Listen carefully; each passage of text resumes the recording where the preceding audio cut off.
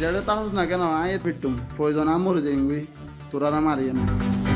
Facebook লাইভে চট্টগ্রামের ওসিকে পেটানোর হুমকি, অভিযুক্ত সাজ্জাদের বিরুদ্ধে হত্যা, চাঁদাবাজি সহ নানা অভিযোগ।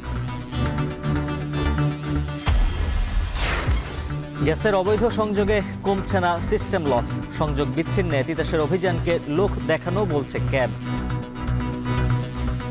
তিতাসের বিরুদ্ধে অভিযোগ এনে তিতাসের বিরুদ্ধে ব্যবস্থা নেওয়া, আর এটা কাটার দায়িত্ব সরাসরি বিআরসি নিজের দায়িত্বে আইন প্রয়োগকারী সংস্থাকে দিয়ে নিজে প্রয়োজন হলে আর্মি নিয়োগ করে। ওয়াশিংটন ডিসিতে সামরিক হেলিকপ্টারের সঙ্গে সংঘর্ষে 64 আরোহী নিয়ে বিমান বিধ্বস্ত, হতাহতের সংখ্যা, রিগান বিমানবন্দর বন্ধ। বিপিএল বিতর্কে বিশ্ব ক্রিকেটে ক্ষুণ্ণ দেশের ভাবমূর্তি, মন্তব্য সাবেকদের, আগামীতে বিদেশি ক্রিকেটার না আসার শঙ্কা।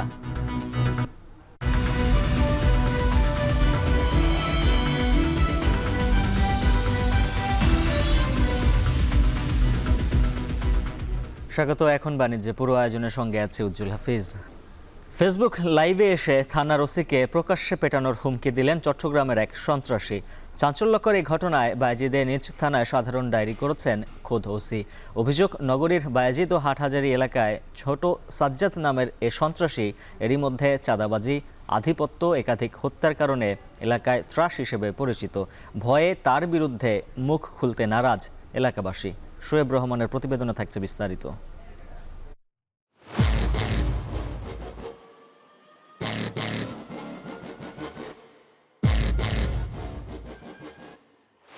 হাতে আগ্নেয়াস্ত্র নিয়ে কালো মাইক্রোবাস থেকে নামলেন কয়েকজন যুবক। হেঁটে সিসিটিভির আওতার বাইরে চলে গেলেন। মুহূর্তেই আশেপাশে সবাই দৌড়ে পালাতে লাগলো। এরপরই আগ্নেয়াস্ত্র হাতে যুবকরা এসে মাইক্রোবাসে চেপে পালিয়ে গেল। প্রত্যক্ষদর্শীরা বলছেন, ছোট সাজ্জাদ তার সহযোগীদের নিয়ে নগরীর শমশের পাড়ায় আফতাব উদ্দিন তাহসিন নামের এক ব্যবসায়ীকে গুলি করে হত্যা করেছেন। পরের দৃশ্যপটে গেটের বাইরে একটি অটোরিকশা এসে দাঁড়ায়। সেটি থেকে 3 যুবক মুখে মাস্ক পরে আগ্নেয়াস্ত্র হাতে ঢুকে পড়ে ভেতরে। অপর ফুটেজে দেখা যায়, ভেতরে ঢুকেই আগ্নেয়াস্ত্র হাতে সবাইকে হুমকি থামকি দিতে থাকেন। এখানেও নেতৃত্বে ছোট সাজ্জাদ।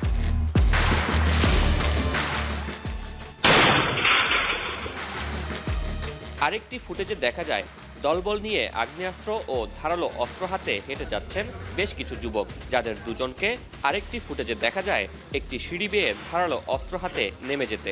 পরের মুহূর্তে গুলির আওয়াজ, গুলি করার সে দৃশ্যও ধরা পড়ে আরেকটি ক্যামেরায়। সাম্প্রতিক এসব ঘটনায় নাম এসেছে বায়েজিদ অক্সিজেন এলাকার ত্রাস ছোট সাজ্জাদের, যে বিদেশ পলাতক সাজ্জাদ হোসেনের সহযোগী বলে এলাকায় পরিচিত। মঙ্গলবার এই ছোট সাজ্জাদ ফেসবুক লাইভে এসেই বায়েজিদ থানার ভারপ্রাপ্ত কর্মকর্তা আরিফুর রহমানকে প্রকাশ্যে পেটানোর হুমকি দেন। প্রয়োজনে মারা যাবেন, তবুও পুলিশের কাছে হার মানবেন না বলেও প্রতিজ্ঞা করেন। ওসিকে মারার এমন হুমকিতে চাঞ্চল্য তৈরি হয়েছে পুরো নগরী জুড়ে। কুড়োর রায় আইন পর্যন্ত কুড়োর সুষ্ঠু বিচার হবো, তোরা বাঁচে যাবে। যদি সুষ্ঠু বিচার নোয়া তোরা আইনের হানানো, যদি ইয়া ফাঁকি হইনে জজ গই তোরা আর তখন বাঁচি থাকতে নি। যেটা তাহস না কেন আয়ে তো নারিয়ে পিটুম প্রয়োজন মরে যাই তোরা মারিয়ে না। এই ঘটনায় নিজ থানায় সাধারণ ডায়েরি করতে হয়েছে খোদ ওসিকে। এই সংক্রান্তে আমাদের যে আইনগত ব্যবস্থা রয়েছে সেটি চলমান রয়েছে। বিশেষ করে যেহেতু একটি হুমকি ইস্যু, সেহেতু আমাদের বায়েজিদ থানায় এই সংক্রান্তে একটি জিডি করা হয়েছে। আমাদের একাধিক টিম মাঠে রয়েছে, অতি দ্রুতই তাকে আমরা আইনের আওতায় নিয়ে আসতে সক্ষম হবে বলে আমরা বিশ্বাস করি। পুলিশ জানায়, গত 2 দিন আগে নগরীর বায়েজিদ থানায় অভিযান চালিয়ে তার সহযোগী 6 জনকে অস্ত্রসহ আটক করা হয়েছে। মাসখানেক আগে অক্সিজেন এলাকায় একবার সাজ্জাদকে গ্রেফতার করতে গেলে গুলি করতে করতে পালিয়ে যায়। সে ঘটনায় আহত হন বেশ কয়েকজন। তার বিরুদ্ধে হাটহাজারী বায়েজিদ থানায় একাধিক চাঁদাবাজি ও হত্যা মামলা আছে। তার বিরুদ্ধে যেহেতু একাধিক হত্যা, চাঁদাবাজি এবং বিভিন্ন ধরনের জঘন্যতম অপরাধের যে মামলা রয়েছে, সেগুলো সংক্রান্তে যে আইনগত ব্যবস্থা, বিশেষ করে তাকে গ্রেফতার পূর্বক আদালতে সুপর্দ করার যে প্রক্রিয়াটা রয়েছে সে ব্যাপারে আমরা কাজ করছি। তবে লাইভে পুলিশ হেফাজতে নির্যাতনের কারণে স্ত্রীর গর্ভের সন্তানের মৃত্যুর অভিযোগ করেন সাজ্জাদ। এ ঘটনায় আদালতে ওসির বিরুদ্ধে অভিযোগ দায়ের করেছেন তার স্ত্রী। শোয়েব রহমান, এখন, চট্টগ্রাম। গ্যাস সংকট আর লিকেজে ভরা পুরনো পাইপের কারণে ঠিকমতো মিলছে না গ্যাস। ইটপাথরে চাপা পড়া লাইন সংস্কারে অপারগ তিতাস। অবৈধ সংযোগে বেড়েই চলেছে সিস্টেম লস। অস্বীকার করছেন না নিজেদের কর্মকর্তাদের জড়িত থাকার বিষয়টিও। এসব কারণেই প্রাতিষ্ঠানিকভাবে গ্রাহক সেবায় তিতাস ব্যর্থ বলে মত বিশেষজ্ঞদের। তবে পাইপলাইন প্রতিস্থাপন অসম্ভব নয়। বিস্তারিত মাঝার মাহবুবের প্রতিবেদনে। পুরান ঢাকার নবাবপুরের এই বাড়ির গ্যাস সংযোগ নেওয়া হয়েছিল ১৯৭৮ সালে। পাইপে নেই গ্যাসের ছিটেফোঁটাও, ভেতরে পানির খলখল শব্দ। বাড়ির মালিক নিজেই সংযোগ খুলে দেখাচ্ছিলেন তার প্রমাণ। নবাবপুর এলাকার প্রতিটি বাড়ির গ্যাস সংযোগই ১৯৮০ সালের আগে নেয়া। সংকটের কারণে অন্যদিকে যখন গ্যাসের চাপ কমে এ এলাকায় তখন থাকে না একেবারেই। মাঝে মাঝে গ্যাসের লাইনে পানিরও অস্তিত্ব পাওয়া যায়। হাওয়া মানে এর লাইনের ভিতরে পানি, প্রচুর পানি। এখনো তো খুললাম, দেখলেন লাইনের শব্দ হচ্ছে, ফটফট ফটফট শব্দ, কিন্তু কখনো কোনো গ্যাসই আসে না। তবে সম্প্রতি লিকেজে ভরা ১ ইঞ্চি পাইপ সংস্কারের দাবি নিয়ে তিতাসের কাছে গেলে যথাযথ উদ্যোগের আশ্বাস পাননি বলে অভিযোগও রাজধানীবাসীর। সার্ভে টিম এখানে এসেছিল, এসে দেখা করে দেখেছে, কিন্তু ডিটেক্ট করতে পারেনি। না করার কারণে তারা বলেছে যে এটা আপনারা যদি নিজস্ব খরচে এটা রোড 2 লাইন করতে চান তাহলে সমস্ত নিজের খরচে করতে হবে। তিতাসও বলছে পাইপে লিকেজ ও অবৈধ সংযোগ এই দুই কারণে কমছে না সিস্টেম লস, যার হার ৮ থেকে ১২% পর্যন্ত। এর মধ্যে কোথাও পাইপের বয়স হয়ে গেছে ৩০ থেকে ৫০ বছর পর্যন্ত। রাজধানীর ইট পাথরে চাপা পড়া পাইপে কোথায় লিকেজ আছে তা বের করা এখন বড় চ্যালেঞ্জ তিতাসের জন্য। আর প্রায় অসম্ভব সঞ্চালন লাইনের সংস্কার কাজ। সবসময় কোথাও থেকে ইনফরমেশন যদি পাই যে এক জায়গায় লিক হচ্ছে, সাথে সাথে আমরা মেরামত করি, আমাদের ইমার্জেন্সি সেল আছে। আর এমনি আমরা নিয়মিত একটা জোন সিলেক্ট করে নিয়মিত লিক ডিটেক্ট করে ইমিডিয়েটলি রিপেয়ার করি। পুরো লাইন আপনি সংস্কার করতে পারবেন না। এটার মধ্যে আছে মানে আন্ডারগ্রাউন্ড যে পাইপলাইন আছে অনেক নিচে চলে গেছে, দেখা গেল কিছু কিছু ক্ষেত্রে ৬-৭ মিটারও চলে গেছে। এদিকে নিয়মিত অবৈধ সংযোগ বিচ্ছিন্ন কার্যক্রম চললেও অবৈধ গ্রাহকের সংখ্যা ঠিক কত তা জানে না তিতাস। তবে শুধুমাত্র ৫ আগস্টের পর থেকেই চলতি জানুয়ারি পর্যন্ত ১৮,০০০ সংযোগ বিচ্ছিন্ন করেছে তারা। কর্মকর্তাদেরও অবৈধ সংযোগের সঙ্গে জড়িত থাকার কথাও অস্বীকার করলেন না তিতাসের এমডি। আমরা প্রচুর লাইন কাটছি, আবার লেগে যাচ্ছে। এটা অস্বীকার করার কোনো উপায় নেই যে লেগে যাচ্ছে। কিছু মানে যারা ইউজার তারা ওই জায়গার সাথে কিছু কন্ট্রাক্টরের যোগ সাজায়, কিছু আছে আমাদের ইন্টারনাল লোকেরও যোগ কিছু কিছু ক্ষেত্রে পাওয়া যায়। সেক্ষেত্রে আমরা তদন্ত করি, করে আবার শাস্তির আওতায় আনি। তবে বিতরণ লাইন সংস্কারের দায়িত্ব তিতাসকেই নিতে হবে জানিয়ে জ্বালানি বিশেষজ্ঞরা বলছেন আন্তর্জাতিক মানদণ্ড মেনে বসানো সঞ্চালন লাইনও প্রতিস্থাপনযোগ্য।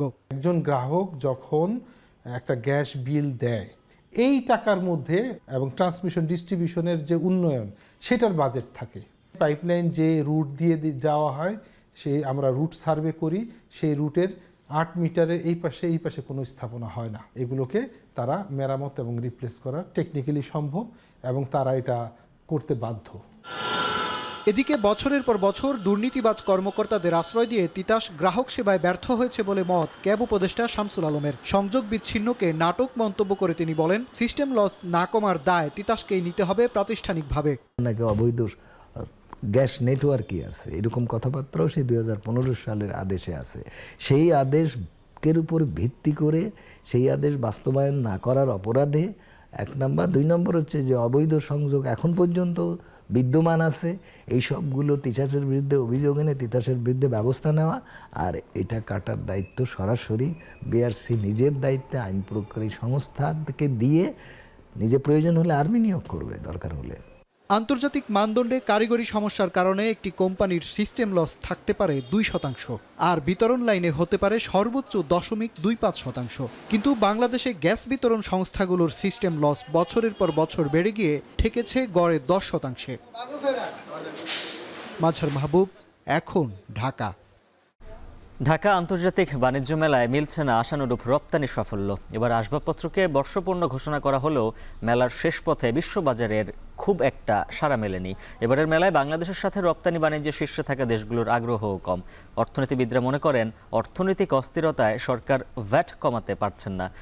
ধারাবাহিকভাবে গণতান্ত্রিক সরকার কাজ করলে এই সংকট কমতে পারে বলে ধারণা তাদের। আরও জানাচ্ছেন মিয়া আমিরুল।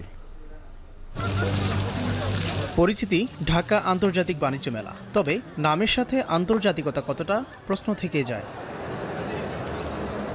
অর্থনৈতিক কার্যক্রম সম্প্রসারণ ও বাংলাদেশি পণ্যের রপ্তানি বৃদ্ধিতে জোর দেওয়া হয় এবারের বাণিজ্য মেলায়। দেশীয় 351টি প্রতিষ্ঠানের পাশাপাশি অংশ নেয় 7 দেশের 11 প্রতিষ্ঠান। তবে বাংলাদেশের রপ্তানি বাণিজ্যের শীর্ষে থাকা দেশগুলোর মধ্যে শুধু ভারতের স্টল রয়েছে মেলায়। আর যাদের সাথে বিশ্ববাজারে প্রতিদ্বন্দ্বিতা করতে হয় বাংলাদেশকে, সেসব দেশগুলোর এই মেলার প্রতি আগ্রহ কম। গত অর্ধযুগে আসবাবপত্র রপ্তানি সবচেয়ে কম হয়েছে বিদায়ী অর্থ বছরে। তাতে রপ্তানি প্রসার ও প্রণোদনামূলক কর্মকাণ্ডকে উৎসাহ দিতে আসবাবপত্রকে চলতি বছরের বর্ষপণ্য হিসাবে ঘোষণা করা হয়েছে। তবুও যেন আশানুরূপ ফল মিলছে না এই খাতে। আন্তর্জাতিক যে ক্রেতারা, তারা খুব একটা আসার ব্যাপারে এখানে আগ্রহী না, বা আসছেন খুব একটা ক্রয় আদেশ বা খুব একটা কোয়ারি এখানে হয় না। আন্তর্জাতিক লেভেলের যেই একটা পরিবেশ এখানে থাকা দরকার, সেটা হচ্ছে না। দেশে আন্তর্জাতিক মানের ফার্নিচার ব্র্যান্ড গড়ে উঠলেও নানা জটিলতায় আটকে যাচ্ছে রপ্তানি গতি। ইম্পোর্ট করতে গেলেও যেটা হচ্ছে, এক্সপোর্ট করতে গেলে সেম কিছু জটিলতা তৈরি হচ্ছে। এগুলো যদি স্মুথ করা হয়, সেই ক্ষেত্রে হয়তো বিদেশি বায়ার রাস্তা পাবে, তো বিষয়টা সহজ হয়ে যাবে। দেশীয়ভাবে আমরা ভালো সাড়া পাচ্ছি, কিন্তু যারা বাহিরের আছে ফরেনার, এরা ওইভাবে আমরা সাড়া পাচ্ছি না। অফিসের সামগ্রী আর কি, বিভিন্ন যেগুলো আর কি দরকার, মোটামুটি হাতের নাগালের থেকে একটু বাইরে আছে আর কি, সাধারণের জন্য। গেল 2 অর্থ বছরে বাংলাদেশ থেকে প্রধান রপ্তানিযোগ্য পণ্যের মধ্যে অন্যতম পাট ও পাটজাত পণ্য, কিন্তু নানা কারণে এই পণ্যের স্টলেও ভিড় নেই। দেশীয় এবং বাইরের বিভিন্ন ক্রেতা দর্শনার্থী এখানে আসছে, আমাদের পণ্যগুলো দেখছে। এসএমই পণ্যের স্টলেও একই চিত্র। জিআই পণ্য, ঢাকায়া জামদানি, শতরঞ্জির প্রতি ক্রেতা আকর্ষণ থাকলেও আশানুরূপ রপ্তানি ক্রয়দেশ মিলছে না। কাস্টমার এসেছে, বাস কাস্টমার 2-1 পিস কেনার জন্য, কোনো অর্ডারের জন্য না। মনে হয় আন্তর্জাতিক বাজারে যারা কাস্টমার, আমাদের যারা বায়ার, তারা এই ইনফরমেশনটায় অ্যাওয়ার না এই বিষয়ে। আমাদের বাংলাদেশে এত সুন্দর সুন্দর জামদানি হয়, এটা আসলে জানানো দরকার সবাইকে। এদিকে ইলেকট্রনিক্স পণ্য বিশ্ববাজারে কেমন সাড়া মিলছে সেটা নিয়ে আছে বিভিন্ন মত। বিদেশি ক্রেতা সমাগম কম মনে করছেন কেউ কেউ, তবে এর মাঝেও আছে কিছুটা স্বস্তি। আমাদের পণ্যগুলো পৌঁছে দেওয়া, সেই টার্গেট আলহামদুলিল্লাহ আমরা এই শতভাগ পূরণ করার জন্য সর্বোচ্চ প্রচেষ্টায় আছি, এবং আশা করছি এবারে বাণিজ্য মেলার পরে এর ধারাবাহিকতা আরও বৃদ্ধি পাবে। অর্থনীতিবিদরা মনে করেন দেশের সার্বিক অস্থিরতায় বহির্বিশ্বে রপ্তানি ক্রয়দেশে সাড়া কম হতে পারে। ধারাবাহিকভাবে গণতান্ত্রিক সরকার কাজ করলে এই সংকট কমতে পারে বলে মন্তব্য করেন তারা। এই সরকারটা যদি স্থিরশীল হতো, তারা যদি মনে করতো যে এই চুক্তিটা করার পরে আমাদের এই চুক্তি টিকবে, এটা গণতন্ত্র, তাইলে দেখবেন সারাটা ব্যাপক হতো। কুটির শিল্প বা এই ধরনের শিল্প, কারণ আমাদের হস্তশিল্প, এগুলাকেই পেট্রোনাইজ ব্যাপকভাবে করে এগুলাকে ব্যাপকভাবে রপ্তানি করা। এখনও পর্যন্ত আমাদের যা রপ্তানি করে, এগুলো যত না সরকার সহযোগিতা করে, তার চেয়ে উৎপাদক নিজেই এইসব লাইন গাইডগুলো করে নেয়। বিভিন্ন দেশের ইম্পোর্টার যারা বিভিন্ন দেশের, তাদেরকে আরও আগে যদি আহ্বান করে এটাকে ব্রিফ করা যায়, ব্যাপকভাবে যদি তাদেরকে ইনভাইট করা যায়, এটা এখন আমাদের দেশে আমরা একটা সবচেয়ে ভালো আন্তর্জাতিক রিলেশন সৃষ্টি করার জন্য একটা ভালো অবস্থানে আমরা আছি। রপ্তানি উন্নয়ন ব্যুরো বলছে, যোগাযোগ ব্যবস্থা ভালো হওয়ায় এবারের মেলায় ক্রেতা দর্শনার্থীর সংখ্যা বেড়েছে। দেশি পণ্যের ব্র্যান্ডিংয়ে কূটনীতিকদের মেলায় আমন্ত্রণ জানানো হচ্ছে। মিয়া আমিরুল, এখন, ঢাকা। বেনাপোল আন্তর্জাতিক চেকপোস্ট দিয়ে পাসপোর্টধারী যাত্রী কমেছে আশঙ্কাজনক হারে। ভারতীয় দূতাবাস বেশিরভাগ ভিসা বন্ধ করে দেয় এমন পরিস্থিতি। এতে দুদেশের ব্যবসা বাণিজ্য ও পর্যটন শিল্পে অচলাবস্থা তৈরি হয়েছে। এনামুল হকের ক্যামেরায় রিপন হোসেনের প্রতিবেদন। বেনাপোল পেট্রাপোল আন্তর্জাতিক ইমিগ্রেশন চেকপোস্টে এখন শুনশান নিরাপত্তা। যাত্রীদের ভ্রমণ কর বাবদ প্রতি বছর যেখানে বাংলাদেশের 182 কোটি টাকা রাজস্ব আয় হতো, এখন সেখানে সে আয় নেমেছে তলানিতে। 5 আগস্টের আগে প্রতি মাসে যেখানে প্রায় 15 কোটি টাকা রাজস্ব আয় হতো, এখন তা নেমে এসেছে মাত্র 3 কোটি টাকায়। বেনাপোল থেকে কলকাতার দূরত্ব কম হওয়ায় প্রতিদিন প্রায় 5,000 মানুষ এই পথে যাতায়াত করতেন। মেডিকেল ভিসা নিয়ে ভারতে যেতেন বেশিরভাগ মানুষ। তবে ভিসা জটিলতায় এখন সেই সংখ্যা নেমে এসেছে মাত্র 600 থেকে 700 জনে। 400-500 লোকের পিছনে আমাদের লাইন দিয়ে যেতে হতো। ওপারে যেরকম লাইন পড়তে, এপারে লাইন পড়তে, এখন সেটা আর নেই। আগে ভিড় ছিল খুব, এখন ফাঁকা, এখন কোনো অসুবিধা নেই। ভিসা পাওয়া যাচ্ছে না অনেক সময়। এখন যে অবস্থা হচ্ছে, বাংলাদেশের যে পরিস্থিতি, এখন ভিসার পরিস্থিতি একবারেই বন্ধ আপনি বলতে গেলে। যাত্রী সংকটে সবচেয়ে বিপাকে পড়েছেন পরিবহন ব্যবসায়ীরা। দোকানপাট ও অন্যান্য ব্যবসা যাত্রীর উপর নির্ভরশীল অনেকেই হারিয়েছেন আয়ের পথ। পুরনো ভিসা যা আছে, কয়েকজনের পুরনো ভিসায় হয়তো ওনারা যাওয়া আসা করছে। 50,000 যাচ্ছে না, 100 আসছে, খুব কম। কাজ নেই বললে চলে বর্ডারে। যাত্রী তো নেই মোটেই। তারপর কথা আছে যে আমরা তো হচ্ছে এই সব ঝুট ঝামেলার জন্য তো আমাদের খাওয়া দাওয়াই বন্ধ হয়ে যাচ্ছে হিসেবে। আমদানি ও রপ্তানির সাথে জড়িত কর্মকর্তারা বলছেন, যাত্রী সংকটে এই ধাক্কা কেবল বাংলাদেশের ওপর নয়, ভারতের পশ্চিমবঙ্গের ব্যবসা বাণিজ্য ও পর্যটন শিল্পেও প্রভাব পড়েছে। এখন ব্যবসার কথা কি বলবো, ব্যবসা তো আগে ছাড়া তো এখন খারাপ আছে। মাল আসছে কম, মানে এক্সপোর্টও কম, ইম্পোর্টও কম, দুই দেশেরই কম। গাড়ি চলছে কিন্তু আগের তুলনায় মালটা একটু কম। বাংলাদেশের যত যাত্রী না যাওয়াতে ইন্ডিয়ার কলকাতার উপরও যতটুকু প্রভাব পড়ছে, বাংলাদেশের উপর বর্ডার সীমান্তের উপর ততটুকু প্রভাব পড়ছে। ইন্ডিয়ান যাত্রীরাও খুবই কম, বাংলাদেশ যাত্রীরাও খুবই কম। বর্তমানে মেডিকেল, স্টুডেন্ট ও ট্রানজিট ভিসা চালু থাকলেও সেগুলো পাওয়া খুবই কঠিন হয়ে দাঁড়িয়েছে। সব ধরনের ভিসা চালুর দাবি জানিয়েছেন যাত্রীরা। এখন যশোর।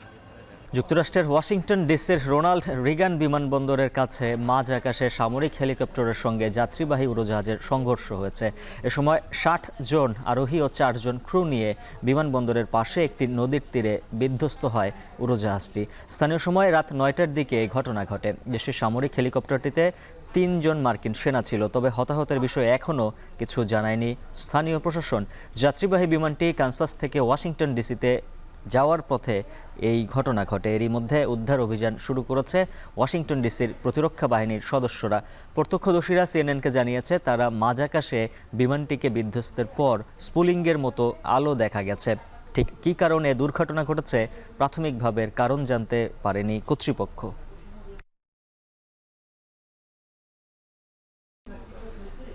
দেশের কৃষি যন্ত্রাংশের বাজারে বড় যোগানদাতা বগুড়ার ফাউন্ড্রি ও ইঞ্জিনিয়ারিং। তবে আধুনিক কৃষি যন্ত্রের চাহিদা বাড়ায় প্রতিযোগিতায় টিকে থাকতে পরিবর্তন আসছে যন্ত্রাংশ তৈরির পদ্ধতিতে। তবে কাঁচামাল আমদানির জটিলতা কমাতে সরকারি অনুদানের দাবি তাদের। সাইফুল ইসলাম সাগরের ক্যামেরায় আরও জানাচ্ছেন রাজীব সেলিম। বগুড়ায় তৈরি টিউবওয়েল, সেচ পাম্প, লাইনার, পিস্টন, ফিল্টার সহ বিভিন্ন কৃষি যন্ত্রাংশ শুধু দেশের বাজারেই নয়, রপ্তানি হচ্ছে বিদেশেও। দেশের কৃষি যন্ত্রপাতির 70% যোগান দেয় এই জেলা। কিন্তু আধুনিক কৃষি যন্ত্রপাতির ব্যবহার বাড়ায় বাজারেও বেড়েছে প্রতিযোগিতা। আধুনিকতার ছোঁয়া লাগায় বাজারে কিছুটা ভাটা পড়তে শুরু করেছে। যন্ত্রাংশের দেশীয় বাজার ধরে রাখতে বসানো হচ্ছে induction furnace, vertical ceiling, short ব্লাস্টের মতো আধুনিক যন্ত্রপাতি। বগুড়াতে একসময় সেন্ট্রিফিউগাল পাম্প দিয়ে আসলে বিপ্লবটা শুরু আমাদের বগুড়ায়, কিন্তু এই মুহূর্তে সেন্ট্রিফিউগাল পাম্পের চাহিদাটা খুব কমে গেছে। কারণ যেহেতু টেকনোলজি ডেভেলপ করেছে, আগে ধরেন শ্যালো মেশিন যেখানে চলতো সেই জায়গায় এখন আমরা বরেন্দ্রে চলে আসছে আপনার ডিপ প্রজেক্ট নিয়ে। কৃষি যন্ত্রাংশ যে মধ্যে লাইনার, তারপরে সাইন্টিফিক্যাল পাম্প, এগুলো তৈরি করতাম আগে। এগুলোতে দিনের পর্যায়ে আপনার সাবমার্সিভ পাম্পের কারণে বাজারে আমাদের প্রবলেম তৈরি হয়ে যায়। কৃষি যন্ত্রাংশের বাজারে ফাউন্ড্রি ও ইঞ্জিনিয়ারিংয়ের প্রভাব ধরে রাখতে এ শিল্পে চলছে উন্নয়ন কাজ। কারখানাগুলোতে আনা হচ্ছে আধুনিক যন্ত্রপাতি। তবে মূলধন সংকট ও কাঁচামাল আমদানির জটিলতায় উচ্চ সুদে ঋণ নিতে হচ্ছে উদ্যোক্তাদের। এলসির উপর নির্ভরশীলতা, এলসিতে বর্তমানে একটু সমস্যা, যার কারণে মার্কেটের রেটটা খুব ফ্ল্যাকচুয়েট করতেছে। যে দ্রব্যমূল্যের দাম আসলে বেড়ে গেছে অনেক, আমাদের এই লোহার দাম অনেক বেড়েছে। প্রতিযোগিতায় টিকে থাকতে উদ্যোক্তাদের সব ধরনের সহযোগিতা করছে সরকার, জানালেন বিসিক কর্মকর্তা। সরকারি যে সক্ষমতা বা সরকারি যে সহযোগিতা, সেটা আমাদের বিসিক থেকে আমাদের উপর যে অর্পিত দায়িত্ব, সেটা আমরা যথাযথভাবে উদ্যোক্তাদের জন্য আমরা কাজ করে যাচ্ছি। বগুড়ার যন্ত্রাংশ শিল্পের আধুনিকায়ন শুধু এই অঞ্চলের অর্থনীতিই নয়, দেশের কৃষিখাতের প্রবৃদ্ধিতেও রাখবে গুরুত্বপূর্ণ ভূমিকা। রাজীব সেলিম, এখন বগুড়া। বিশ্বের সবচেয়ে মজবুত আরএফএল ল্যাডার, যা 6061 গ্রেড অ্যালুমিনিয়ামে তৈরি। শক্তিশালী এমএস ক্রসবার নিশ্চিত করে সর্বোচ্চ নিরাপত্তা। RFL ladder. ধর্মঘট প্রত্যাহারের পর বাস চলাচল স্বাভাবিক হওয়ায় স্বস্তিতে বরিশাল বিভাগের সাধারণ যাত্রীরা। বাস চলাচল শুরু হওয়ায় কুয়াকাটায় আটকে পড়া পর্যটক সহ যাত্রীরা ফিরছেন গন্তব্যে। রূপাতলী টার্মিনাল থেকে যুক্ত আছেন সহকর্মী ফিরদাউস সোহাগ এবং কলাপাড়া বাস স্ট্যান্ড থেকে যুক্ত আছেন সহকর্মী জসিম পারভেজ। শুরুতেই যাচ্ছি বরিশালে ফিরদাউস সোহাগের কাছে। সোহাগ, জানাবেন বাস চলাচলের পর যাত্রীদের চাপ কেমন, আর পরিবহন শ্রমিকরা কি বলছেন? উজ্জ্বল, আপনাকে ধন্যবাদ। সকাল থেকে আমরা এখানে আছি, প্রায় 4.5 ঘন্টা আগে বাস চলাচল স্বাভাবিক হয়েছে। সকালবেলা যাত্রী সংখ্যা একটু তুলনামূলক কম থাকলেও বাড়ার সাথে সাথে কিন্তু আমরা যেটা দেখেছি যাত্রী সংখ্যা বেড়েছে। বিশেষ করে 8টার পর থেকে এই 10টা পর্যন্ত যাত্রী সংখ্যা কিন্তু বেশ ভালোই আমরা চাপ দেখেছি। প্রত্যেকটি গাড়িতে কিন্তু দেখেছি যে বেশ যে গাড়ির যে সিটগুলো পরিপূর্ণ করেই কিন্তু 8টা থেকে 10টা পর্যন্ত যে গাড়িগুলো চলেছে সেগুলো মোটামুটি বেশ ভালোই যাত্রী ছিল। প্রত্যেকটা গাড়ি কিন্তু আমরা যেটা দেখেছি এক একটা জায়গায় এক এক ধরনের গাড়ি রয়েছে। যেমন নির্দিষ্ট সময়ের যে যদি কথা বলি, কোনো গন্তব্যে গাড়ি যাচ্ছে 15 মিনিট পরে, কোনো গন্তব্যে 20 মিনিট, কোথাও আধা ঘন্টা পরে, আবার কোথাও কিন্তু 40 মিনিট পর গাড়ি যাচ্ছে। যেমন বরিশাল থেকে খুলনার উদ্দেশ্যে যে গাড়িগুলো ছেড়ে যায় এই রূপাতলী বাস টার্মিনাল থেকে, সেগুলো কিন্তু 40 মিনিট পরে যায়। আবার বরিশাল থেকে ঝালকাঠির উদ্দেশ্যে যে গাড়িগুলো ছেড়ে যায় সেগুলো কিন্তু 15 মিনিট পর পর ছেড়ে যায়। তো আমরা কথা বলেছিলাম এখানকার যারা যাত্রী রয়েছে তাদের সাথে, তাদের মধ্যে স্বস্তি ফিরে এসেছে, বিভিন্ন গন্তব্যে যেতে পারছে এ কারণে। আর কথা বলেছিলাম এখানকার যারা শ্রমিক রয়েছে তাদের সাথে, তাদের মধ্যেও স্বস্তি ফিরে এসেছে। তারা শান্তিপূর্ণভাবে কাজ করার সুযোগ পাচ্ছে, কোথাও কোনো ঝামেলা নাই, জটিলতা নাই। অর্থাৎ অন্যান্য স্বাভাবিক দিনগুলোর মতোই তারাও কাজ করতে চাচ্ছেন। এবং একটু জানিয়ে রাখি যে গত পরশুদিন ভাড়া নিয়ে বৎসর জেট ধরে কিন্তু একটি গাড়ি ভাঙচুর, পরবর্তীতে বাস টার্মিনাল ভাঙচুর এবং সড়ক অবরোধের ঘটনা ঘটে। গতকালকে এই কারণে তারা নিরাপত্তার দাবিতে কিন্তু একদিন বাস চলাচল বন্ধ রেখেছিল, ধর্মঘটে গিয়েছিল। বরিশালের জেলা প্রশাসক শিক্ষার্থীদের সাথে, বাস শ্রমিকদের সাথে, বাস মালিকদের সাথে আলাপ আলোচনা করে এবং তার ভিত্তিতে কিন্তু বাস শ্রমিকদের যখন অনুরোধ করা হয় বাস চলাচল শুরু করার জন্য, তারপর থেকে কিন্তু গতকাল রাত থেকেই বাস চলাচল শুরু হয়েছে। তারই ধারাবাহিকতায় আজকে সকালে পূর্ণ উদ্যমে কাজ শুরু হয়েছে এবং যারা এখানকার শ্রমিক রয়েছে তাদের মধ্যে এক ধরনের কিন্তু সেই স্বস্তি ফিরে এসেছে। নিরাপত্তার সাথেই কিন্তু তারা কাজ করতে পারছে, এমনটি তারা আমাদেরকে জানিয়েছে। যারা যাত্রী রয়েছে তাদের মধ্যেও স্বাচ্ছন্দ্য ফিরে এসেছে এবং তারা এইভাবেই কাজ করতে চাচ্ছেন, এমনটি আমাদেরকে জানিয়েছেন। একটু জানিয়ে রাখি যে বরিশালের যে রূপাতলী বাস টার্মিনাল রয়েছে এখান থেকে কিন্তু 110টি বাস রয়েছে শুধু এই টার্মিনালের। বাকি আশেপাশের বিভিন্ন টার্মিনাল থেকে, অর্থাৎ বরিশাল বিভাগের যে 6 জেলা রয়েছে সেখান থেকে যে গাড়িগুলো চলাচল করে প্রতিদিন এখানে 550 বেশি গাড়ি যাতায়াত করে থাকে। সব কিছুই ঠিকঠাক রয়েছে এবং এমনভাবেই নিরাপত্তার সাথে বাস চলাচল যেন চালু থাকে এমনটাই আশা করছেন এখানকার যারা শ্রমিক রয়েছেন তারা। এতটুকুই ছিল বরিশাল থেকে বাস চলাচল যে স্বাভাবিক রয়েছে তার সবশেষ খবর। এবার কলাপাড়ার চিত্র জানবো সহকর্মী জসিম পারভেজের কাছ থেকে। জসিম, জানাবেন কলাপাড়া রুটে যাত্রী চাপ কেমন?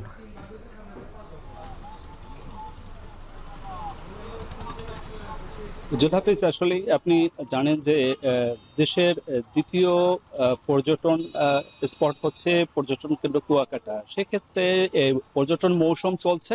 এখানে কিন্তু দেশের বিভিন্ন স্থান থেকে প্রতিদিন হাজারো পর্যটকের ঢল নামে কুয়াকাটা সমুদ্র সৈকতে। সে কারণে কিন্তু পর্যটক এবং এখানকার যে স্থানীয় যে যাত্রী রয়েছে তাদের চাপ অনেকটাই বেশি। আপনি কিছুক্ষণ আগে আমাদের সিনিয়র রিপোর্টার ফেরদৌস হক জানিয়েছিলেন যে কি কারণে এখানকার বাস মালিকরা তাদের নিরাপত্তার স্বার্থে বাস ধর্মঘট ডেকেছিলেন গতকাল। যখন বাস চলাচল বন্ধ ছিল তখন কিন্তু পর্যটন কেন্দ্র কুয়াকাটায় আগত শত শত পর্যটকের ভিতরে এক প্রকার আতঙ্ক বিরাজ করছে। তখন এখানকার যে স্থানীয় পর্যায়ের যে সকল মাইক্রো বাস এবং সিএনজি, অটোরিকশা সহ বিভিন্ন যানবাহনে তারা চলাচল করতে গেলেও তারা দুর্ভোগের শিকার হয়েছে, এমনটি আমাদের নিশ্চিত করেছে। তো আমি এখন দাঁড়িয়ে আছি কলাপাড়া বাস টার্মিনালে। আপনি আমার পিছনে দেখতে পাচ্ছেন এখানে কিন্তু আজ সকাল 6টা থেকেই স্থানীয় অভ্যন্তরীণ যে বাস রয়েছে বরিশাল কুয়াকাটা রুটের, সেই বাস এখান থেকে 20 মিনিট পর পর ছেড়ে যাচ্ছে। প্রতিটি বাসই কিন্তু যাত্রীদের চাপ বেশি। এখানে পর্যটকরাও রয়েছে, স্থানীয় যাত্রীরাও রয়েছে। এছাড়া যে কুয়াকাটা ঢাকা রুটে যে প্রায় 250 পরিবহন বাস রয়েছে, তারা সরাসরি বাংলাদেশের বিভিন্ন প্রান্ত থেকে কুয়াকাটায় পর্যটক বহন করে। সে সকল পর্যটকবাহী বাস গতকাল সন্ধ্যা 6টার পর থেকেই কলাপাড়া এবং কুয়াকাটা থেকে পর্যটক এবং যাত্রী নিয়ে ঢাকার উদ্দেশ্যে ছেড়ে গেছেন, এমনটি নিশ্চিত করেছে এখানকার যে বাস কাউন্টারে যে কর্মরত রয়েছে তারা। তো এক কথা বলা যায় যে যাত্রী এবং পর্যটকের চাপ রয়েছে, যোগাযোগ স্বাভাবিক হয়ে উঠেছে, স্বস্তি এসেছে পর্যটক সহ সকল স্তরের মানুষের মাঝে। এই ছিল আমার কাছে সবশেষ। উজ্জ্বল, হাফিজ। কাল ফজরের নামাজের পর আম বয়ান দিয়ে শুরু হবে 58তম বিশ্ব ইজতেমার প্রথম পর্ব। এরই মধ্যে তুরাগ তীরে আসতে শুরু করেছেন সূরায়ে নিজামের অনুসারী মুসল্লিরা। এবার প্রথমবার 3 পর্বে হবে বিশ্ব ইজতেমা। শেষ মুহূর্তের প্রস্তুতির খবর জানাতে যুক্ত আছেন সহকর্মী ইফতেখার রায়হান। ইফতেখার, জানাবেন মুসল্লিরা আসতে শুরু করেছেন কিনার প্রশাসনের নজরদারি কেমন? উজ্জ্বল, আসলে ইতিমধ্যে কিন্তু ইজতেমার যে এবার ৫৮তম ইজতেমার যে সকল ধরনের প্রস্তুতি সেটি কিন্তু সম্পন্ন হয়েছে। আইন শৃঙ্খলা বাহিনীর কড়া নজরদারির মধ্যে দিয়ে কিন্তু এবারের ইজতেমাটি আয়োজিত হবে। এখন পর্যন্ত আমরা দেখেছি যে যেহেতু শুক্রবার বাদ ফজর আম-বয়ানের মধ্যে দিয়ে ইজতেমার মূল আনুষ্ঠানিকতা শুরু হওয়ার কথা রয়েছে। তবে এর আগে থেকেই কিন্তু মূলত ইজতেমা ময়দানে যে ১৬০ একরের যে পুরো ময়দান সেটি কিন্তু মুসল্লিদের সমাগমে কিন্তু কানায় পরিপূর্ণ হয়ে উঠছে। এবং আমি যদি এই মুহূর্তে যদি মাঠের যদি চিত্র জানাই যে এখন কিন্তু প্রায় প্রত্যেকটি খিত্তা অ এবং প্রত্যেকটি তাঁবুর নিচে কিন্তু ধর্মপ্রাণ মুসল্লিরা তাদের নিজ অবস্থান নিয়েছেন এবং তারা সেখানে যে নিজস্ব মাসোহারার ভিত্তিতে এখন তাদের যে বিভিন্ন যে আমলগুলো রয়েছে সেগুলো এবং বয়ানে কি ধরনের এই ৩ দিন তারা এখানে কি কাজ করবেন সেই বিষয়ে দিক নির্দেশনা দেওয়া হচ্ছে। যেহেতু এখনো মূল বয়ানের মঞ্চ থেকে বয়ানের এক বয়ান শুরু হয়নি, সেক্ষেত্রে তারা নিজস্ব যে তাবলিগের যে যিনি সাথী রয়েছেন বা মুরব্বি রয়েছেন তাদের মাধ্যমে কিন্তু মাসোহারার ভিত্তিতে এখানে বয়ান শুনছেন। এবং আইন শৃঙ্খলা বাহিনীর যদি পরিস্থিতি জানেন যে এবার ইজতেমার তাবলিগের ২ গ্রুপের বিবাদমান ২ গ্রুপের মধ্যে সংঘর্ষের ঘটনা ঘটেছিল এবং এতে কিন্তু ৪ জনের প্রাণহানির ঘটনা ঘটেছে। তাই এবারের ইজতেমাটি একটু ভিন্ন প্রেক্ষাপটে হচ্ছে। পাশাপাশি যেহেতু ৫ আগস্টের পরে একটি আ আ অন্তর্বর্তী সরকার গঠন হয়েছে এবং এই সরকারের জন্য কিন্তু এই ইজতেমাটি একটি চ্যালেঞ্জিং হয়ে দাঁড়িয়েছে। যে কারণে আইন শৃঙ্খলা বাহিনীকে কিন্তু সর্বোচ্চ মানে কড়া নজরদারির মধ্যে দিয়ে কিন্তু এই ইজতেমাটিকে সফল করার জন্য নির্দেশনা দেওয়া হয়েছে সরকারের পক্ষ থেকে এবং সেই লক্ষ্যে কিন্তু ৫ স্তরের নিরাপত্তা বলয় কিন্তু এই পুরো ইজতেমা ময়দান এবং এর আশপাশের এলাকায় তৈরি করা হয়েছে। এবং আমরা দেখেছি যে পুলিশের পাশাপাশি র‍্যাব রয়েছেন এবং সেনাবাহিনীর নজরদারি রয়েছেন। এখানে ইজতেমার প্রত্যেকটি প্রবেশপথে আমরা দেখেছি যে বিপুল সংখ্যক আইনশৃঙ্খলা বাহিনীর সদস্যরা নিয়োজিত রয়েছেন। ৩৩৫টি সিসিটিভি ক্যামেরা স্থাপন করা হয়েছে পুরো ইজতেমা ময়দান এবং এর আশপাশের এলাকায় এবং ১৬টি ওয়াচ টাওয়ার রয়েছে। পাশাপাশি যে bomb disposal unit, dog squad এবং সহ ফায়ার সার্ভিসের অগ্নি নির্বাপন ব্যবস্থা সব ধরনের আনুষ্ঠানিকতা এবং সব ধরনের প্রস্তুতি কিন্তু ইজতেমা ময়দানে রয়েছে। তো বলা চলে যে ইজতেমার আনুষ্ঠানিকতার যে প্রস্তুতি সেটি কিন্তু পুরোপুরি সম্পূর্ণ হয়েছে এবং সেটি আগামীকাল থেকেই পুরো মূল আনুষ্ঠানিকতা শুরু হবে। তো এই ছিল আমার কাছে গাজীপুরের ইজতেমা ময়দান থেকে সবশেষ। উজ্জ্বল। যুক্তরাষ্ট্রে ফিলিস্তিনিদের পক্ষ নিয়ে ইসরায়েল বিরোধী বিক্ষোভ করায় বিদেশি শিক্ষার্থীদের ভিসা বাতিলের নির্বাহী আদেশ জারি করেছেন মার্কিন প্রেসিডেন্ট ডোনাল্ড ট্রাম্প। একই দিন মার্কিন শিক্ষা প্রতিষ্ঠানে ইহুদি বিদ্বেষীদের বিরুদ্ধে বিশেষ ব্যবস্থা নেয়ার ঘোষণা দেন ট্রাম্প। যুক্তরাষ্ট্রে হামাস সমর্থকদের কোনো জায়গা হবে না বলেও হুঁশিয়ারি দেন তিনি। আর সেই লক্ষ্যে বাস্তবায়নের ট্রাম্পের এমন নির্দেশ। এদিকে যুক্তরাষ্ট্রে অবৈধ অভিবাসীদের ধরতে চলছে ধরপাকড়। ট্রাম্প শপথ নেয়ার পর থেকে এখন পর্যন্ত প্রায় ৩৫০০ অভিবাসীকে আটক করেছে তার প্রশাসন। সামনের দিনগুলোতে এর সংখ্যা আরও কয়েক গুণ বাড়বে বলে জানায় হোয়াইট হাউস। তাই নথিপত্রবিহীন এত বিপুল সংখ্যক অভিবাসীকে আটকে রাখতে বিভিন্ন জায়গায় তৈরি করা হয়েছে ডিটেনশন সেন্টার। এরই অংশ হিসেবে কিউবার গুয়েতেমালায় ৩০,০০০ অভিবাসীর জন্য কারাগার তৈরির নির্দেশ দিয়েছেন ট্রাম্প। যদিও বিষয়টিকে অত্যন্ত অমানবিক ও নির্মম হিসেবে আখ্যা দিয়েছেন কিউবার প্রেসিডেন্ট মিগুয়েল দিয়াজ।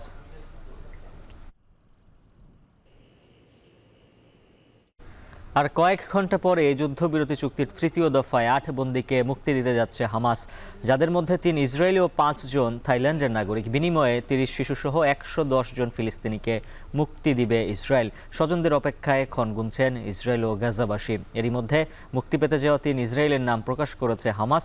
তারা হলেন আরবেল ইহুদ, আগাম বেরগার এবং গাদি মোসে মোজেস। তবে ৫ থাই নাগরিকের নাম জানায়নি তেল আবিব। গাজায় বন্দি বিনিময়ের মধ্যে এই পশ্চিম তীরের জেনিনে শরণার্থী শিবিরে হামলা চালিয়েছে দখলদার ইসরায়েলি সেনারা। এতে নিহত হয়েছেন অন্তত ১০ ফিলিস্তিনি। তেল আবিব বলছে পশ্চিম তীরে সন্ত্রাস বিরোধী অভিযান চালাচ্ছে তারা। এদিকে বৃহস্পতিবার গাজার উত্তরাঞ্চলে নেতজারিম করিডোর পরিদর্শনে যান ট্রাম্পের মধ্যপ্রাচ্য দূত স্টিভ উইটকফ। পরিদর্শন শেষে ইসরায়েলি প্রধানমন্ত্রী বেনিয়ামিন নেতানিয়াহুর সঙ্গে দেখা করেন তিনি।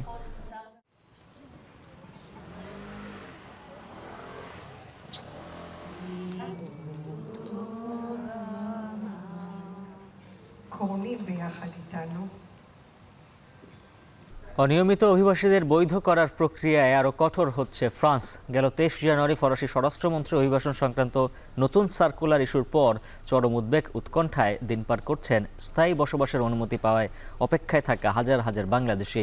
নতুন আইনে বলা হয়েছে, বিশেষ বিবেচনায় বৈধতার ক্ষেত্রে বসবাসের সময় ও শর্ত বৃদ্ধির পাশাপাশি যোগ হয়েছে ফরাসি ভাষার দক্ষতা অর্জন। আরও জানাচ্ছেন সতীর্থ কর্মকার। ফ্রান্সে অনিয়মিত অভিবাসীদের বৈধকরণের সবচেয়ে প্রচলিত উপায়ের একটি সার্কুলার ভালস। 2012 সালে তৎকালীন স্বরাষ্ট্রমন্ত্রী ম্যানুয়েল ভালসের চালু করা এই পদ্ধতি অনুসরণ করে দেশটিতে স্থায়ী বাসিন্দা হয়েছেন 34,000-এরও বেশি অনিয়মিত অভিবাসী, যার মধ্যে রয়েছেন প্রবাসী বাংলাদেশিরাও। ভাষাটার উপরে বিশেষ করে গুরুত্ব দিচ্ছি, যাতে করে তাদের সার্টিফিকেটটা তারা চাইবে দেখার জন্য যে তাদের লেভেলটা কীরকম রয়েছে এবং ফ্রান্সের মূলনীতিগুলো মানছে কিনা সেই জিনিসটা তারা দেখবে। প্রেশার ক্রিয়েট করা দুইটা উদ্দেশ্য, তাদেরকে মানিয়ে নেওয়া এই সোসাইটির সাথে, এবং বিশেষ যারা ক্যাটাগরিতে যারা কাজ করে, বিশেষত্ব যাদের আছে, যারা বিশেষভাবে এই সমাজের সাথে সম্পৃক্ত আছে এবং বিশেষভাবে গুরুত্বপূর্ণ সেক্টরগুলোতে কাজ করে, আসলেই তাদেরকে কার্ড দেওয়ার প্রয়োজন। এই দৃষ্টিকোণ থেকে তারা যারা গুরুত্বপূর্ণ তাদেরকে কার্ড দেবে, যারা গুরুত্বপূর্ণ না, নিজেকে প্রমাণ করতে পারে নাই, তারা কার্ড পাবে না। আগের সার্কুলার অনুযায়ী 3 বছর বা এর বেশি সময় ফ্রান্সে অবস্থান করে কাজের অনুমতি সাপেক্ষে বৈধ হওয়ার সুযোগ পেতেন অনিয়মিত অভিবাসীরা। এছাড়া দীর্ঘমেয়াদে ফ্রান্সে বসবাস এবং পরিবারের সহায়তায় বৈধ হওয়ার সুযোগ ছিল তাদের। যদিও গেল 23 জানুয়ারি এই নিয়ম বাতিল করে অভিবাসন সংক্রান্ত নতুন সার্কুলার জারি করেন ফ্রান্সের স্বরাষ্ট্রমন্ত্রী ব্রুনো রোতাইও, যেখানে বিশেষ বিবেচনায় বৈধতার ক্ষেত্রে বসবাসের সময় ও শর্ত বৃদ্ধি ছাড়াও ফরাসি ভাষার দক্ষতা অর্জন এবং আইনের প্রতি শ্রদ্ধাশীল থাকার শর্ত যোগ করা হয়েছে। Il y a la volonté de durcir les conditions de régularisation. Le message envoyé, c'est que ça sera plus difficile d'obtenir un titre de séjour pour des personnes qui sont en situation irrégulière en France. ফ্রান্সে অভিবাসীদের বৈধতার জন্য কাজ করা সমাজকর্মীরা বলছেন, নতুন এই সার্কুলারটি স্বরাষ্ট্রমন্ত্রীর অভিবাসন বিরোধী কঠোর মনোভাবের বহিঃপ্রকাশ, আর এতে বিপাকে পড়বেন কয়েক হাজার অনিয়মিত বাংলাদেশি কর্মী। তাই সচেতনতামূলক সেমিনার করে নতুন নিয়মের বিরুদ্ধে প্রতিবাদ জারি রেখেছে ফ্রান্সের বিভিন্ন সামাজিক সংস্থাও। সতীর্থ কর্মকার, এখন বিশ্ব। আবারও দেশের খবর। কেরানীগঞ্জে জলাশয় ও কৃষি জমিতে মিলেনিয়াম সিটির অনুমোদনহীন আবাসিক প্রকল্প উচ্ছেদে অভিযান চালাচ্ছে রাজুকের ভ্রাম্যমাণ আদালত। সেখানে আছেন সহকর্মী রকিবুল রাহাত। বিস্তারিত জানবো তার কাছ থেকে। রাহাত, জানাবেন এখানে কত কাঠা জমির উপর মিলেনিয়াম সিটির আবাসন প্রকল্প, আর অভিযানের বিস্তারিত আর কি তথ্য রয়েছে? উজ্জ্বল, আমরা এখন পর্যন্ত যতটুকু জানতে পেরেছি, এখানে মিলেনিয়াম সিটি নামে যে আবাসন প্রকল্পটি গড়ে তোলা হয়েছে সেটি 376% জায়গার উপরে, এবং এর আগেও কিন্তু এই জায়গাটিতে রাজুকের একটি অভিযান হয় 22 জানুয়ারি, এবং সেই অভিযানে কিন্তু রাজুকের যে দল ছিল তাদের উপরে এখানে যারা ভূমিদস্যু হিসেবে যারা পরিচিত আছে, তাদের যারা সহযোগী রয়েছে তারা এই রাজুকের এই অভিযানে হামলা করে, এবং তার পরবর্তীতে কিন্তু রাজুকের যে আভিযানিক দলটি ছিল তারা কিন্তু এই জায়গাটি থেকে সরে যেতে বাধ্য হয়, এবং তার পরবর্তীতে কিন্তু আজকে আবার এই জায়গাটিতেই অভিযান শুরু হলো।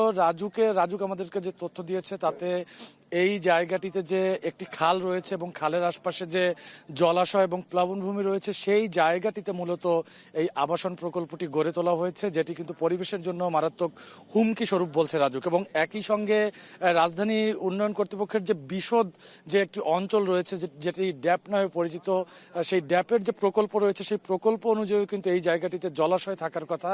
সেই জায়গায় যেহেতু আবাসন প্রকল্প গড়ে তোলা হয়েছে, সেই বিষয়টি নিয়ে কিন্তু হাইকোর্টের একটি আদেশ রয়েছিল 2024 সালের 22 জানুয়ারি।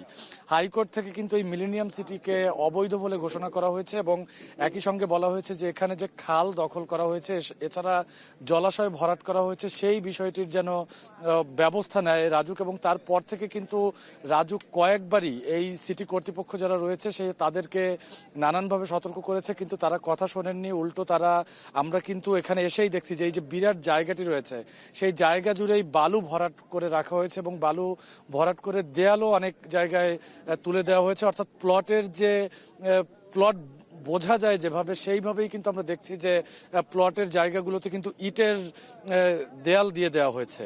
এবং রাজুক ইতিমধ্যে অভিযানে এসেছে, তারা বলছে যে তারা এই অবৈধভাবে গড়ে তোলা যে বিভিন্ন দেয়াল এবং বিভিন্ন সিটির নামে যে সাইনবোর্ড রয়েছে, সেসব সাইনবোর্ডগুলো কিন্তু তারা উচ্ছেদ করবে এবং একই সঙ্গে কোনো অবৈধভাবে যেন কেউ আবাসন প্রকল্প না গড়ে তুলতে পারে সেই বিষয়ে কিন্তু রাজুকের পক্ষ থেকে কঠোর বার্তা দেওয়া হচ্ছে। এবং তারা বলছেন যে পরবর্তীতে এই ধরনের প্রকল্প যারা গড়ে তুলবে তাদের বিরুদ্ধে কিন্তু এরকম ভ্রাম্যমাণ আদালতের অভিযান এবং অন্যান্য যে ব্যবস্থাগুলো রয়েছে সেসব অন্যান্য ব্যবস্থা নেওয়া হবে।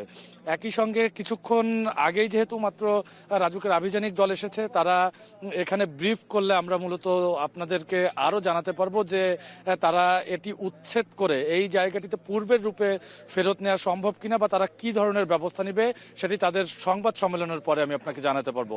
উজ্জ্বল। কেরানীগঞ্জে মিলেনিয়াম সিটিতে চলছে রাজুকের উচ্ছেদ অভিযান, সেই তথ্য জানাচ্ছিলেন সহকর্মী রকিবুল রাহাত।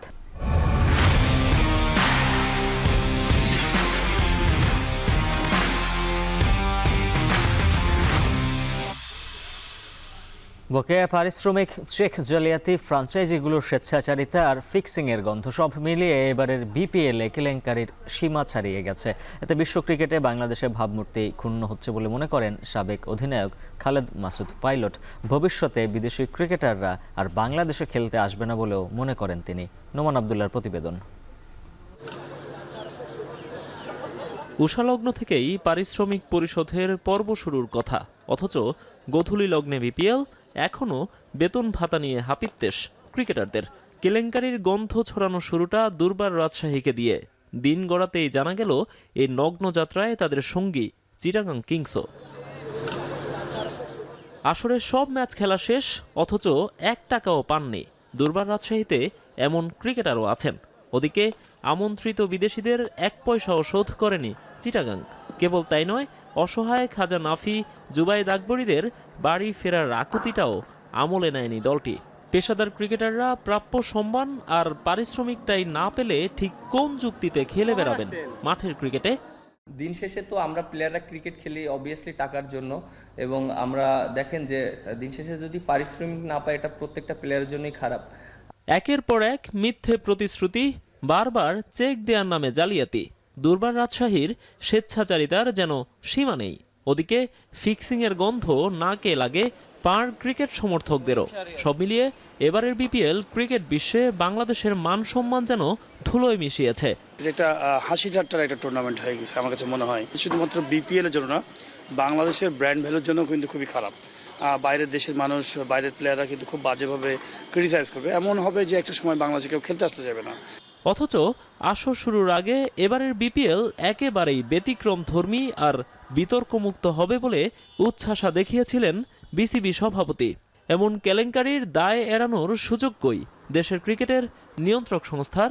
ক্রিকেট বোর্ডকে আমি দায়ী করবো এখানে, বিকজ ক্রিকেট বোর্ড যাদেরকে টিম দিয়েছেন তারা টিম পরিচালনা করার মতো তাদের আর্থিক সচ্ছলতা আছে কিনা, তাদের সেই ব্যাকগ্রাউন্ড আছে কিনা, ব্র্যান্ড ভ্যালুগুলো ডেভেলপ করার মতো তাদের কনসেপ্টগুলো আছে কিনা, সেই জিনিসগুলো কি দিতে পেরেছে কিনা। আপনি তো নিয়োগ তো ক্রিকেট বোর্ডই দিয়েছেন। যতটুকু প্রস্তুতি দরকার ছিল বা যতটুকু খুঁটিনাটি বিষয় নিয়ে দেখার প্রয়োজন ছিল সেটা হয়তো আমরা করতে পারিনি, সেই ব্যর্থতা হয়তো আমাদের। এবারের বিপিএল যা দেখিয়ে গেল তাতে পরের বিপিএল আয়োজনের আগে শতবার ভাবতে হবে সংশ্লিষ্টদেরকে, যেভাবে এখানে খেলতে আসার আগে ভাববেন বিদেশি ক্রিকেটাররাও। নোমান আবদুল্লাহ, এখন, Dhaka. We are proud partner of defending champion Fortune Borisha. Legends, local heroes, foreign stars, all are glittering, powering a connected Bangladesh. এখন বাণিজ্য শেষ করার আগে শিরোনামগুলো জানিয়ে দিচ্ছে আরো একবার। যেটা তাহস না কেন আয়ে পিটুম প্রয়োজন আমরে যাইবি তোরা না মারিয়ে না। ফেসবুক লাইভে চট্টগ্রামের ওসিকে পেটানোর হুমকি, অভিযুক্ত সাজ্জাদের বিরুদ্ধে হত্যা, চাঁদাবাজি সহ নানা অভিযোগ। গ্যাসের অবৈধ সংযোগে কমেছে না সিস্টেম লস, সংযোগ বিচ্ছিন্নে তিতাসের অভিযানকে লোক দেখানো বলছে ক্যাব।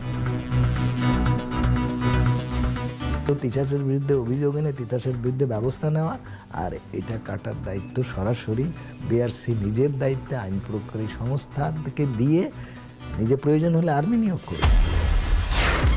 ওয়াশিংটন ডিসিতে সামরিক হেলিকপ্টারের সঙ্গে সংঘর্ষে 64 আরোহী নিয়ে বিমান বিধ্বস্ত, হতাহতের সংখ্যা, রিগান বিমানবন্দর বন্ধ।